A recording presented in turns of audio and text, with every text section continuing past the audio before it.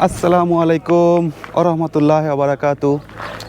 বন্ধুরা, আপনারা সবাই কেমন আছেন? আমি এখন মদিনার খুব আকর্ষণীয় একটা জায়গায় অবস্থান করছি। এটা হচ্ছে এই জায়গাটার নাম হচ্ছে ওয়াদিয়া জিন, বলতে পারেন জিনের পাহাড়। ঠিক আছে, এটা এক প্রকারের জিনের পল্লী অনেকে বলে। এই যে জায়গাটা দেখতে পাচ্ছেন, এটা হচ্ছে জিনের পল্লী। আর এই চারিপাশে দেখতে পাচ্ছেন পাহাড়ে বিস্তৃত এলাকা। তো আপনাদের একটু দেখাই, এই যে এই পাশে পাহাড়গুলো চারিপাশে দেখেন, এই যে দেখেন কি বিশাল বিশাল বিশাল বিশাল পাহাড়। এই পাহাড় দিয়ে চারিপাশটা হলো বিস্তৃত, দেখতে পাচ্ছেন। আসলে ক্যামেরার মধ্যে পুরোপুরি সৌন্দর্যটা তুলে ধরতে পারছি না, আসলে নিজ চোখে দেখলে খুব অসাধারণ লাগতেছে, খুব অসাধারণ, এক কথায় অসম।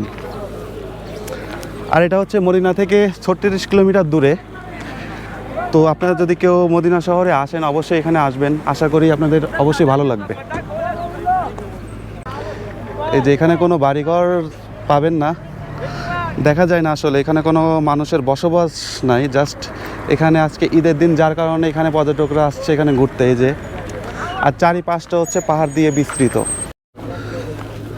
আসলে এদের যে রোডটা দেখতে পাচ্ছেন, এটা হচ্ছে সোজা মদিনার দিকে চলে গেছে, আর রোডটা এখানে এসে সমাপ্ত হয়েছে। এই যে এদের দেখতে পাচ্ছেন, এই রোডটা জাস্ট এখানে এসে সমাপ্ত হয়েছে, আর আইগইতে পারে নাই।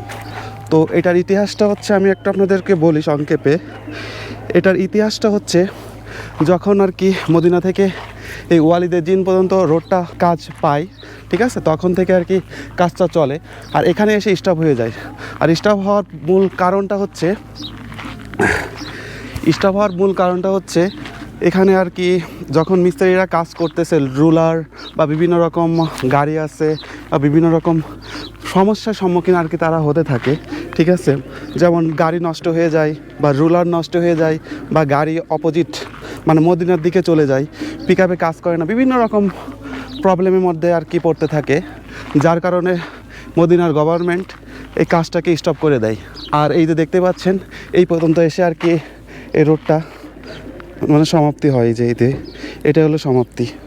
আর এই চারপাশে যে এখান থেকে আর কি সব ঘিরা দিয়ে রাখছে, মানে ঘিরে রাখছে এখানকার প্রশাসন আর কি। রোডটা হওয়ার কথা ছিল এখান থেকে এই পাহাড় কেটে, এই যে পাহাড়টা দেখতে পাচ্ছেন, এই পাহাড়টা কেটে কি সোজা মক্কার দিকে চলে যাবে, কিন্তু সেটা আর সম্ভব হলো না এই জিনেদের জন্য।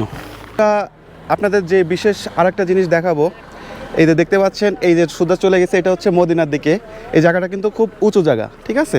আর এই পাশে যে জায়গাটা দেখতে পাচ্ছেন, রোডটা এই সাইডে দাও, এই পাশে যে জায়গাটা দেখতে পাচ্ছেন, এটা হচ্ছে ঢালু জায়গা। জাস্ট এখানে কিছু রাখলে বা ঢাললে সাধারণত জায়গাটা কিন্তু ওইদিকে যাওয়ার কথা। তো আমরা এখন একটা জিনিস ট্রাই করে দেখবো, এখানে পানি ঢালবো, দেখি পানিটা কি ওইদিকে যাবে না, দেখা যাক এখন পানিটা কোথায় যায়। এই যে ও বেশি করে ঢালো। এই যে দেখতে পাচ্ছেন, পানিটা কিন্তু মদিনার দিকেই যাচ্ছে, উঁচু এলাকার দিকে যাচ্ছে। আসলে জিনিসটা কিসের কারণে আসলে আমি আসলে বোঝা খুবই মুশকিল, ঠিক আছে। ওই তো এইদিকেই তো সাইডে, এই তো ওইদিকে যাচ্ছে, কিন্তু পানিটা তো যাওয়ার কথা ছিল এইদিকে, কিন্তু পানিটা চলে গেছে। যদি বোতলটা দিয়ে রাখো তো, ই করো কেন। সো গাইস দেখেন, এই যে বোতলটা আমি এখানে রাখতেছি, এই যে দেখেন বোতলটা আপনার এইদিকে যাচ্ছে মদিনার দিকে, কিন্তু এই জায়গাটা কিন্তু উঁচু জায়গা। এই যে আপনারা দেখেন, এই জায়গাটা কিন্তু উঁচু জায়গা, দেখেন বোতলটা ওইদিকে মদিনার দিকে চলে যাচ্ছে। এখানে প্রত্যেকটা জিনিস এখানে কিছু রাখলে আপনার অপোজিট পজিশনে এটা ছুটা শুরু করে, এই যে। কিন্তু এইদিকে সব বন্ধুরা দেখতে পাচ্ছেন, এই যে আমি যে কথাটা বলছিলাম যে জিন পাহাড়ের যে বিশেষত্বটা, এটা হচ্ছে মদিনার দিকে যাচ্ছে, গাড়িটা পুরো নিউট্রালে রয়েছে, কিন্তু দেখেন গাড়িটা 80-90-90-তে চলতেছে। দেখি একটু স্পিডার দেখাও, এটা 90 কিলোমিটারের বেগে চলতেছে। পায়ে কোনো অ্যাক্সেলারেটার বা ব্রেক, জাস্ট মাঝে মাঝে ব্রেক প্রয়োজন হলে শুধু ব্রেকটা দাও, নিচে দাও। এই যে নিউট্রালে চলতেছে, কোনো গিয়ার ছাড়া, দেখা যায়। এই যে দেখতেই পাচ্ছেন